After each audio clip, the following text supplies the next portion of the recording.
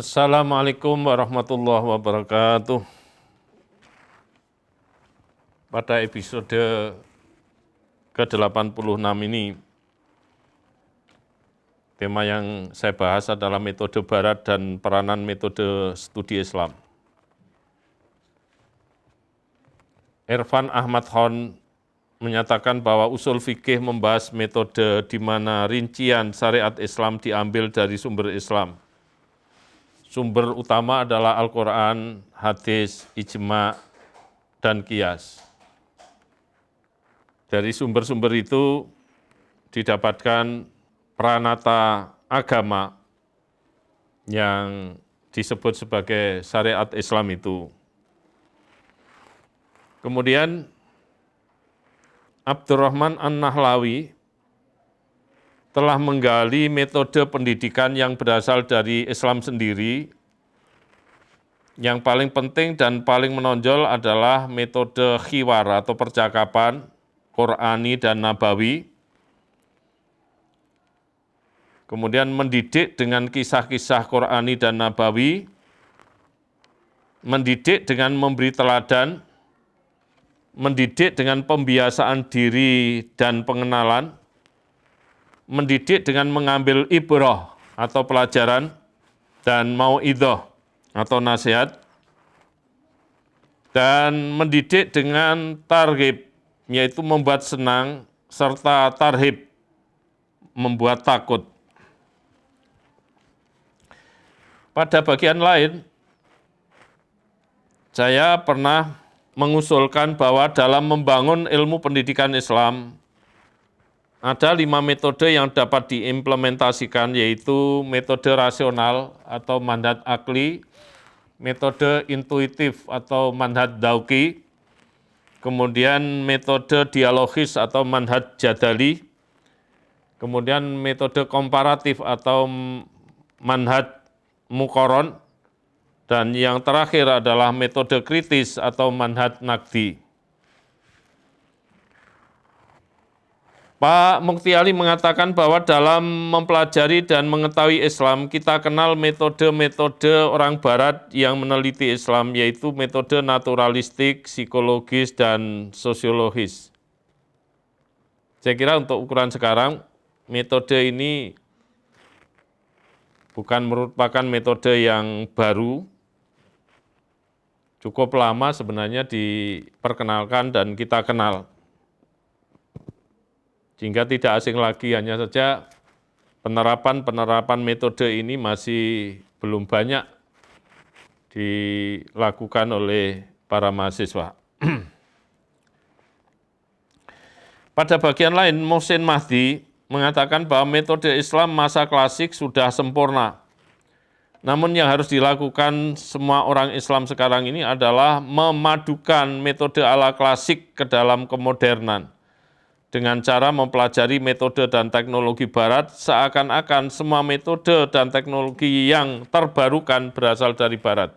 Upaya untuk memadukan kedua rumpun metode, yaitu metode klasik ala Islam dengan metode Barat modern, itu sesungguhnya telah dilakukan sebagian kalangan ilmuwan Islam dalam rangka menjawab persoalan-persoalan perkembangan ilmu pengetahuan Islam, termasuk juga perkembangan studi Islam, bagaimana bisa menyajikan suatu model pembelajaran yang lebih efektif, lebih efisien, lebih memberikan warna, lebih memberikan transformasi pada perilaku, pada wawasan para peserta didik itu maupun para pembaca pada umumnya. Pak Azumardi Azra menyatakan bahwa studi Islam di Barat merupakan bidang kajian khusus yang cukup kompleks. Studi Islam di Barat dianggap naif, ada berbagai corak dan kecenderungan dalam studi-studi Islam di Barat yang perlu dicermati. Namun terlepas dari keragamannya, studi Islam di Barat ikut membentuk cara pandang sarjana-sarjana Muslim, termasuk yang berasal dari Indonesia, tamatan universitas-universitas Barat. Ya, itu pernyataan atau pandangan lama yang terjadi di masyarakat meskipun sampai sekarang mungkin juga tumbuh karena studi Islam kok di Barat, padahal di Barat banyak juga universitas-universitas yang membuka studi Islam dan itu bisa diakses oleh kita semuanya kalau memenuhi kualifikasi mereka.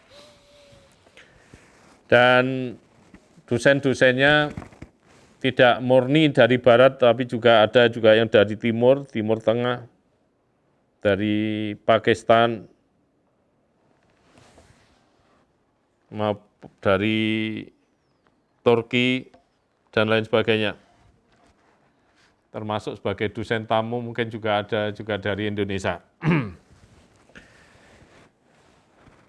Sehingga sekarang ini studi Islam tidak hanya dilaksanakan di negara-negara Muslim, tetapi juga di negara-negara sekuler, karena sebagai wilayah atau medan kajian ilmu pengetahuan.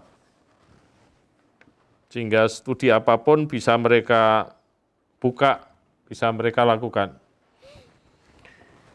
Masih menurut Pak Adjumati Ajro, sebagai bagian dari arus intelektual, setiap kajian Islam di Barat dipengaruhi oleh perkembangan intelektualisme saintifik sebagai hasil dari perkembangan dunia keilmuan secara keseluruhan.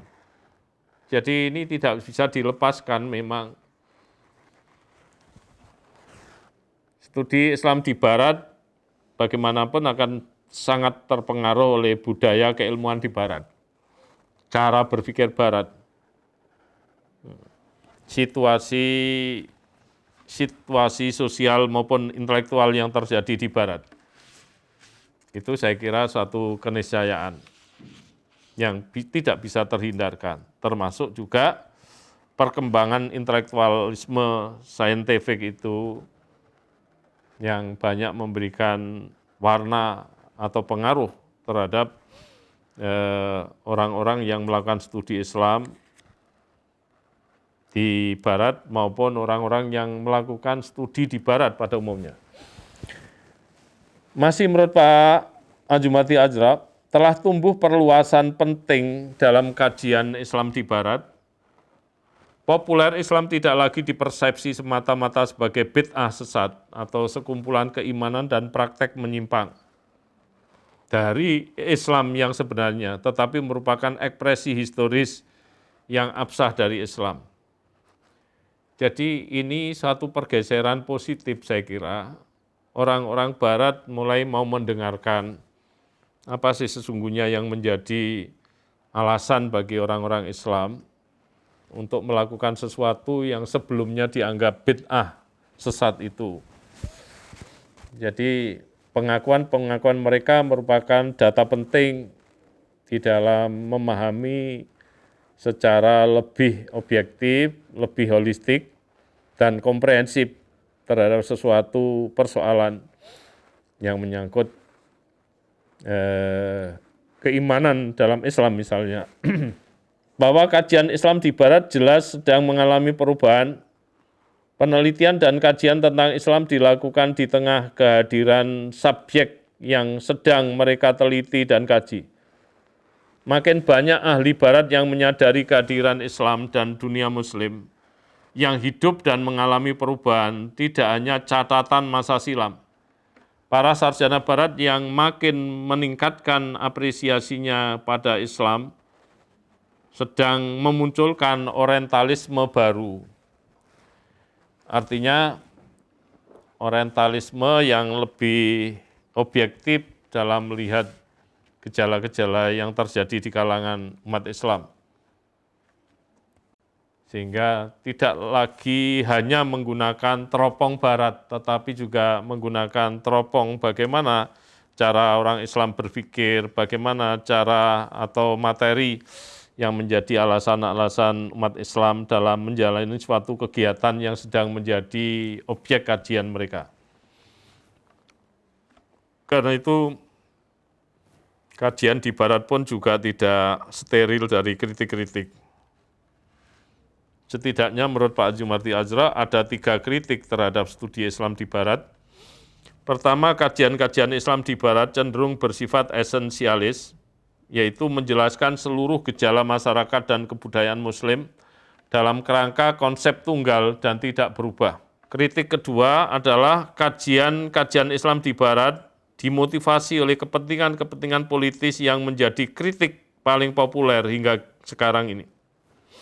Nah, saya kira kritik kedua ini sudah jamak lumrah yang dialamatkan terhadap studi Islam di Barat, di mana asal muasalnya dipengaruhi oleh kepentingan penjajah. Bagaimana penjajah bisa melanggengkan kegiatan penjajahannya di negara-negara Muslim, maka budaya Islam harus dikaji.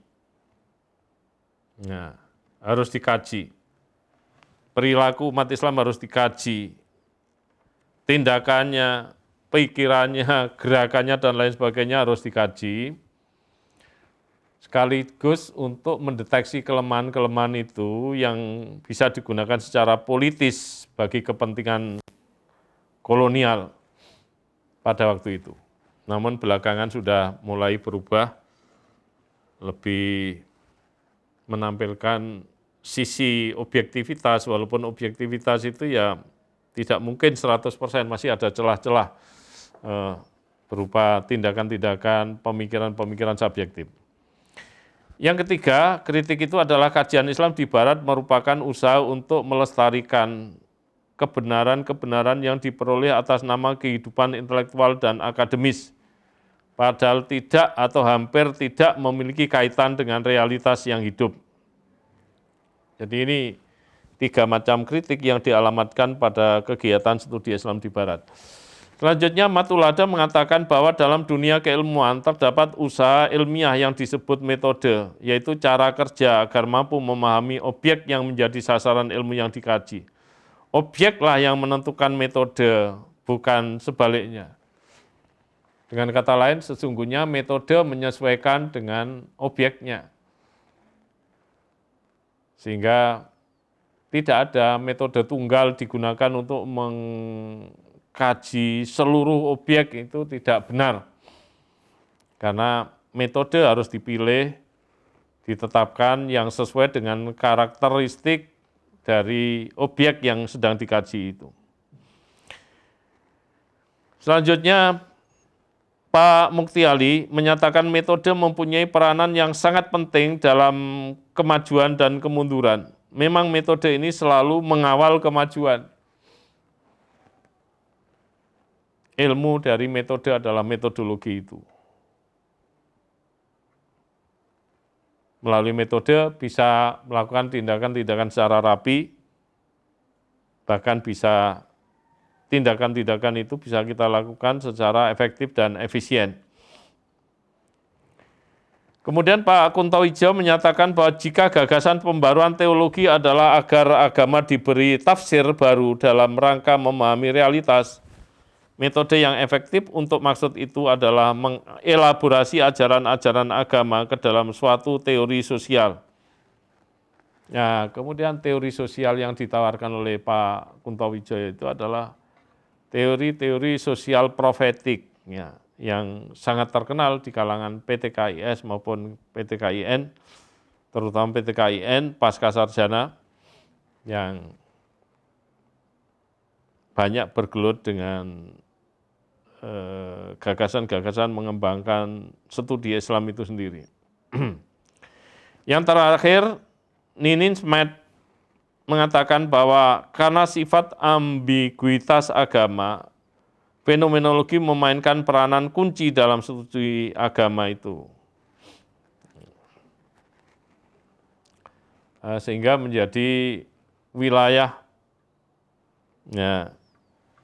yang menarik untuk dilakukan pengamatan, dilakukan penelitian, dilakukan studi terhadap agama itu yang memiliki cakupan sangat luas dalam kehidupan kita, sehingga tidak membosankan.